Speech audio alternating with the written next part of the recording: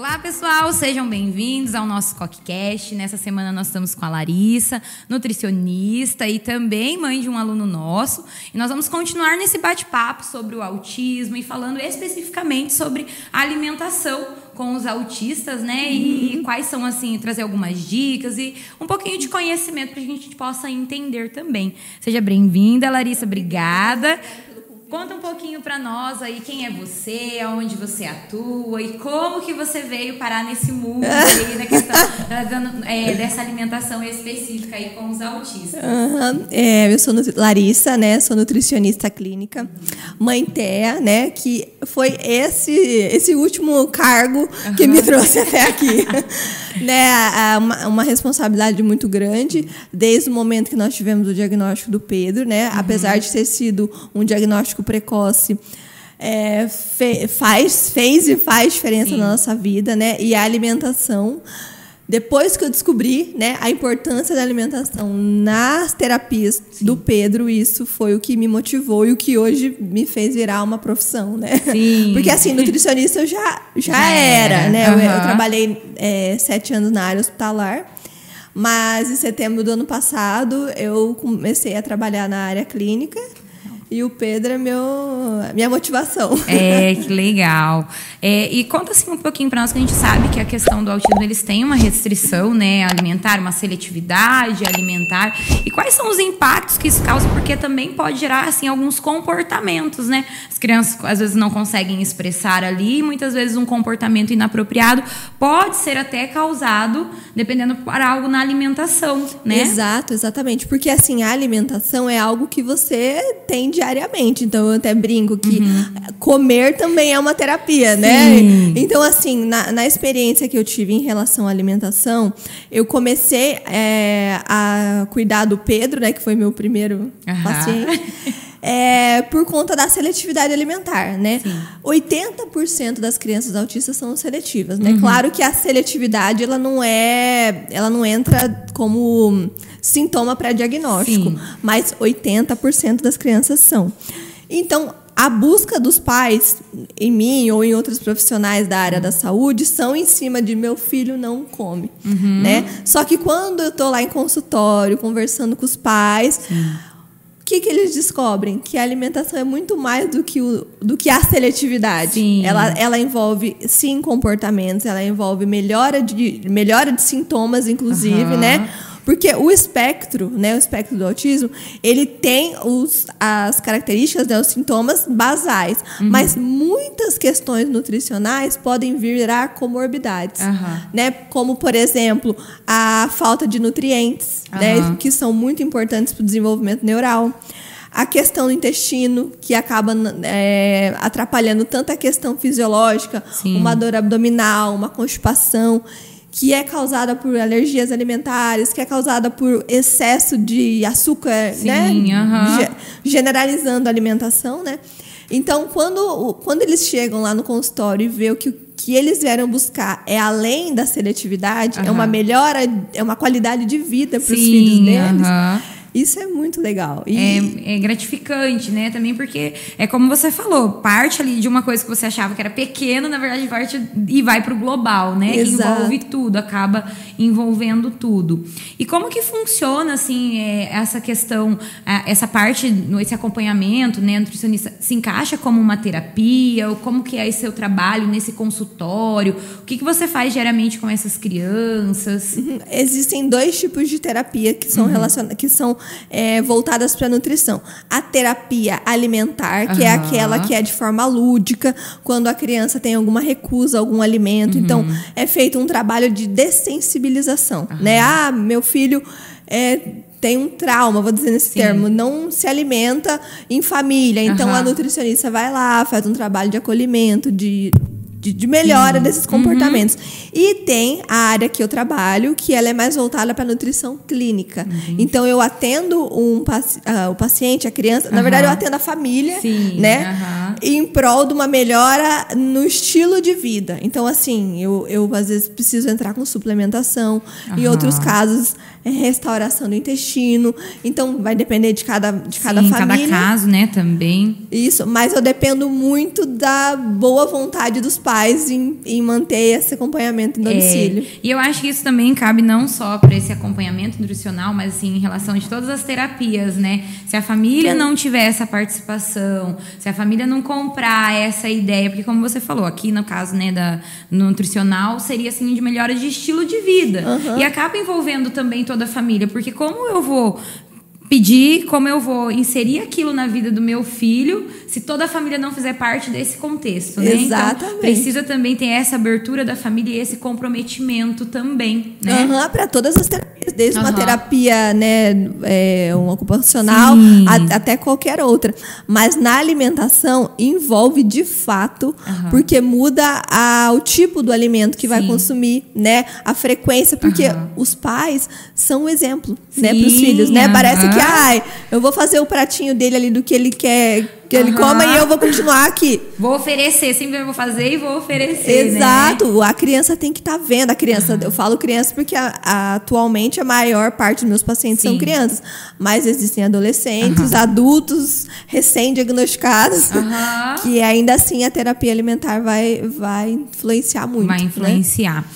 Eu gostaria que você falasse assim, um pouquinho para nós como foi a sua experiência, que você falou, né, que o diagnóstico do Pedro, ele foi um diagnóstico precoce. Qual a importância disso para vocês? O que vocês viram que contribuiu, que não contribuiu? E a sua experiência mesmo enquanto mãe. A importância também da escola nesse processo, das terapias. A gente sabe que para algumas famílias é um pouco difícil, né? De aceitar. Às vezes aceita um pouquinho mais rápido, outros demoram um pouquinho. Às vezes até percebe um sinal ou outro, mas fica com esse receio. Por conta também, assim, de muito da forma como a sociedade coloca, né? Que muitas vezes a criança autista é aquela que não fala, é aquela que tem comportamentos agressivos, aquela que não socializa. Então, a gente vê que essa é a imagem pintada que se pinta.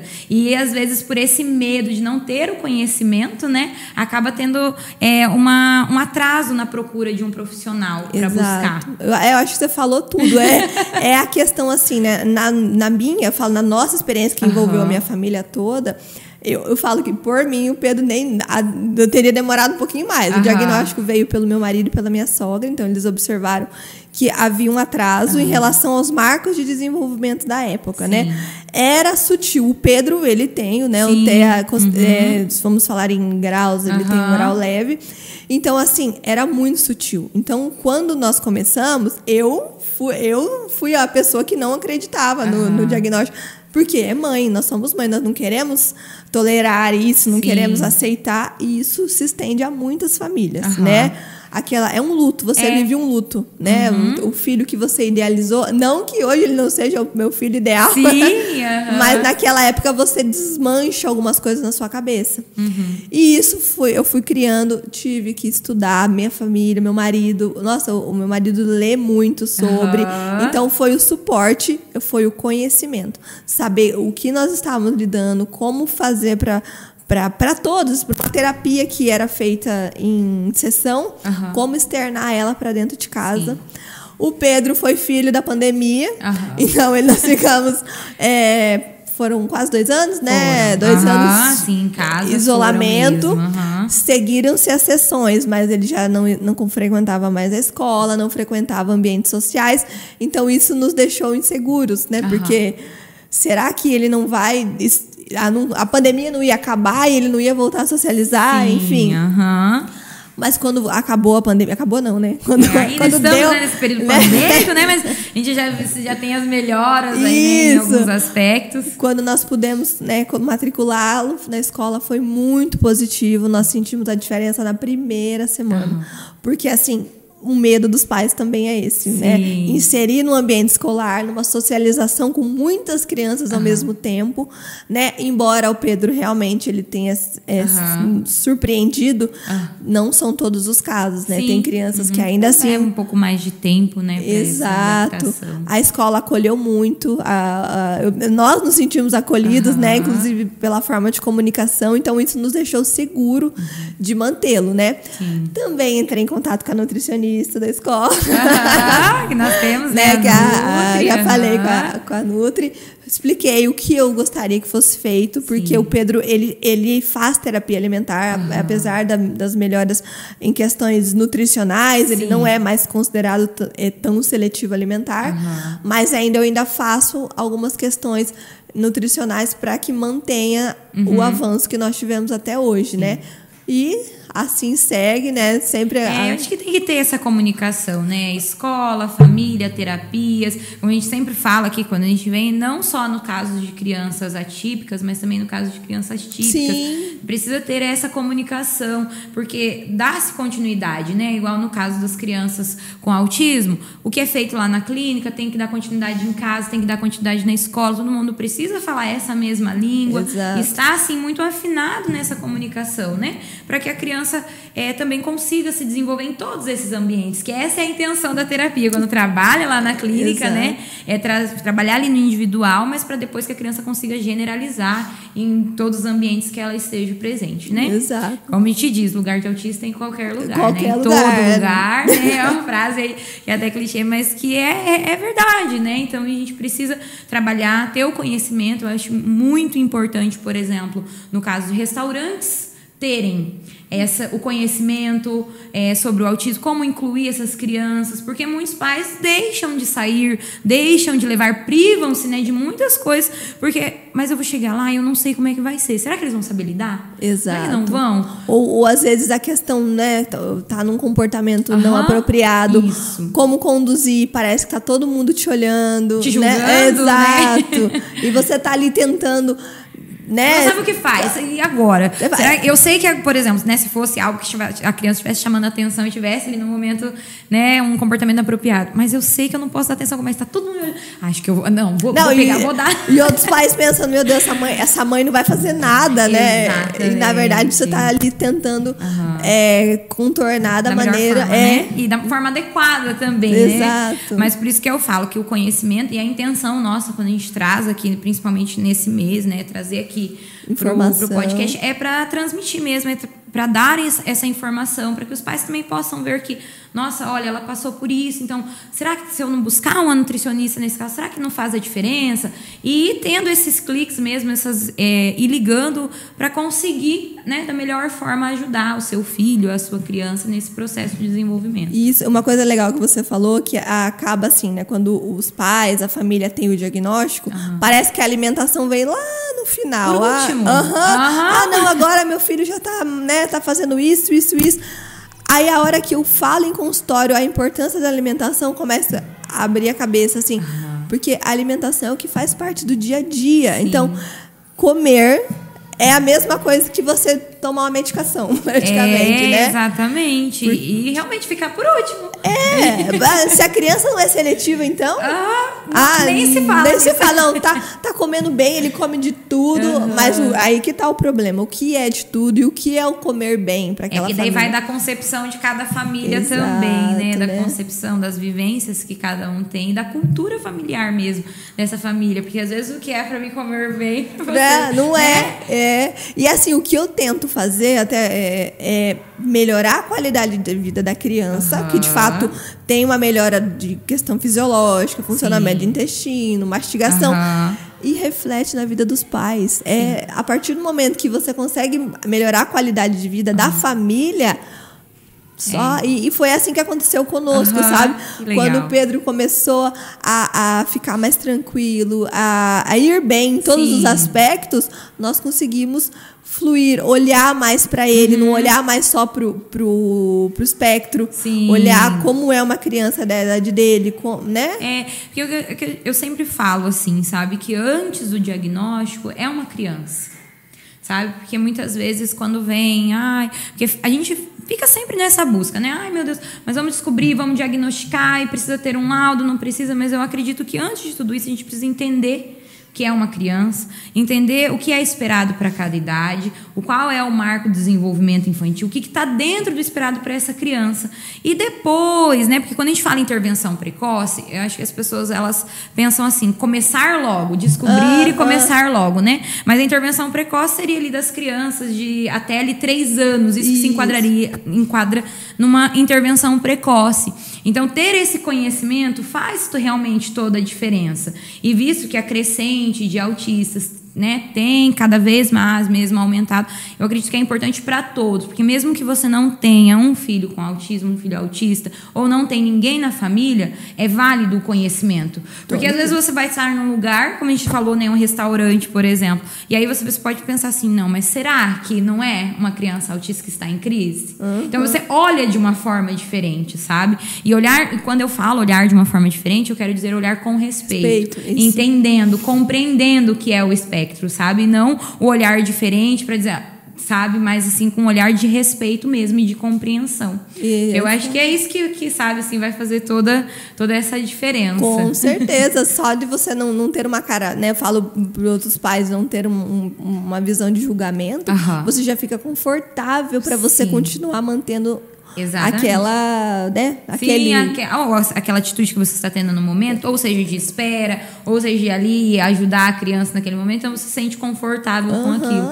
Por isso que eu acredito que a preparação assim, em todos os ambientes, sabe? A capacitação dos profissionais em todos os ambientes é de extrema importância. Mercado, padaria, restaurante, posto de gasolina, todos os lugares eu acredito que tem que ter uma pessoa que esteja preparada para olhar para esse público. Mas né? vale muito o que você falou. Se todo mundo tiver noção de tudo, não só da questão do espectro, mas você tentar se colocar no lugar do outro, né? E com respeito, tá tudo bem. Cada um sabe aonde o calo aperta, então isso. Porque aquela coisa, né? Respeito é bom, todo mundo gosta e cabe em todos os lugares. Vale para todos os lugares. E eu gostaria, assim, Larissa, se você tem algumas dicas para dar para os pais, sabe, em relação assim à alimentação. Lógico que a gente sabe, né, que a gente fala assim de seletividade alimentar dentro do espectro. Então, assim, é tudo muito individual de cada criança, mas algumas coisas podem servir e podem ajudar. Então, se tiver alguma dica, aí você pode passar aí pro pessoal que eles gostam. Não, sim, a questão da alimentação, como você falou, é muito de avaliação, né? Cada caso é um caso. Então, o que eu mais tenho visto em consultório, né? O que muitos pais, na hora que eu começo a falar, eles falam, é verdade. É a questão do uso de alimentos industrializados. Eu sei que, devido àquela rotina louca de, né, correria, né? Leva filho para aqui, leva filho lá, às vezes não tem um tempinho de preparar um alimento e acaba fornecendo alimentos industrializados. E é um erro muito grande que se cometem, né? Não que a mãe ou a família tem que ficar o tempo todo na cozinha. Mas a partir do momento que você fornece um alimento industrializado para essa criança, você está entrando num ciclo. Especialmente no espectro. Primeiro, que você está ofertando corante, conservantes, excesso de açúcar. E esses alimentos interferem negativamente na questão do desenvolvimento neural. Por quê? Eles são alimentos inflamatórios, né? Então, e crianças dentro do espectro, elas eliminam menos toxinas. Isso é fato, né? É uma coisa que, por exemplo, você consome um alimento com alto teor de conservante, o teu corpo elimina de alguma forma, ou seja, pela urina, pelo suor, pela evacuação. Nas crianças do espectro, isso acaba ficando mais retido, esses conservantes. E aí, o que acontece? Às vezes a criança consome várias vezes ao dia, ou às vezes é a única forma de alimentação que ela tem. Também pode acontecer, né? Acontece muito. E a hora que eu começo a falar, assim, ela arregala o olho desse tamanho, assim, tipo, eu só dou isso, né? Só que isso a longo prazo, passando dias e dias, isso vai tendo um efeito cumulativo, especialmente por uma substância chamada glutamato monossódico, que ele é um realçador de sabor. E o efeito que esse glutamato tem no cérebro, ele é um excitador neural. Então, às vezes, a criança fica fora de foco, fica nervosa, fica ansiosa. E, às vezes, uma conduta tão simples para nós da área da saúde, Sim. que é tirar aqueles alimentos, a família se surpreende. Já reduziria esses sintomas, assim, Exatamente. Então, olhar muito embalagens dos alimentos, tentar não inserir esse tipo de alimento na vida deles, né? Então, buscar preparações mais saudáveis, né? Enfim, é muito que se avaliar, mas na minha experiência de consultório é o que eu mais vejo, alimentos industrializados. É uma dificuldade, como você mesmo falou, na correria, né, no dia a dia. Mas aí vai também de cada família de se adaptando e vendo, porque...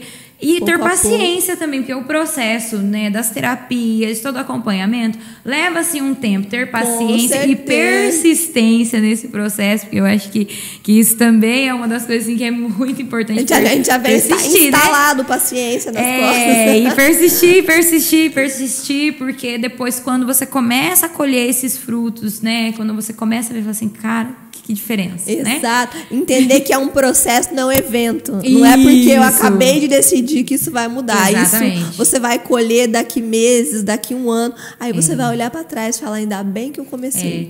E às vezes também a gente tem que compreender que algumas famílias em determinados momentos não estão preparadas, né? Com certeza. E aí passa um tempinho, depois consegue compreender, aí consegue fazer. Às vezes até tenta naquele momento, mas ainda não estava no momento delas e depois elas conseguem compreender. O importante, eu acho que é buscar ajuda, é compreender, buscar o conhecimento para poder ajudar mesmo, né? Na nossa experiência com o Pedro, assim, em relação à alimentação, ela foi muito desafiadora, né? Até quando o Pedro... Eu falo que o Pedro não teve introdução alimentar, ele teve reintrodução alimentar, porque nunca, no começo, não foi fácil, né? Eu até brincava com o meu marido, que parecia que ele tinha visto meu diploma na gaveta, porque... Tava servindo para nada, mas até eu entender que aquela seletividade alimentar não tava normal, vou pôr entre aspas, né? Que não era só porque ele não queria comer, tinha mais coisas envolvidas. E eu liguei o clique, tem alguma coisa além. Então, durante esse período de seletividade, nós nos sentimos assim... foi a nossa maior dor. Maior dor. Porque você vê o seu filho não comer. Não comer nada. Ele só tomava leite. Até os 2 anos de idade. Então, assim, você tentar de tudo. Todo dia ali, montar um prato. Igual eu oriento seguindo tudo, né? Tudo. O que você, digamos, passa para o que estava fazendo, ele estava seguindo. E isso não estava tendo efeito. Não. E assim, né? Eu trabalhava fora na época, né? Ficava um longo período para casa. Nem voltava para casa almoçar. Chegava no final do dia, perguntava pro meu marido, comeu alguma coisa? Não, mas mamou 7 mamadeiras.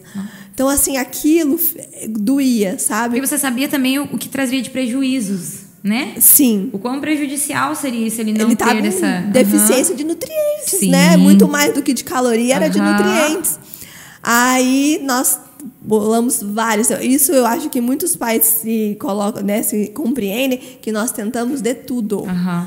E fazer na questão amigável, na questão você vai comer, senão você não ganha isso. E foi... tentando fazer as trocas, né? Exato. Só que quando eu comecei a olhar para o Pedro, né? Claro que eu olhei para o espectro também. E vi que tinha motivos para a seletividade alimentar. Né? Então, por exemplo, deficiências nutricionais. O fato dele não comer que gerava a seletividade. Entendi. Então, quando eu comecei a corrigir deficiências nutricionais dele, eu melhorei o paladar. Eu melhorei o interesse dele pelos alimentos.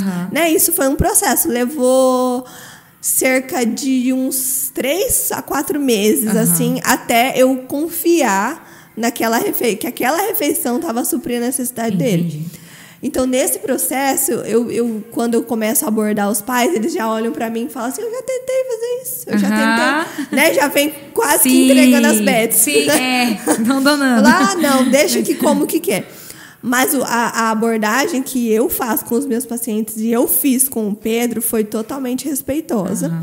Com muita paciência. Muita. Meu Deus. Cada vez que ele experimentava alguma coisa dentro de casa, era uma vitória. Falava, nossa, parecia que ele tinha aprendido a ler, não sei.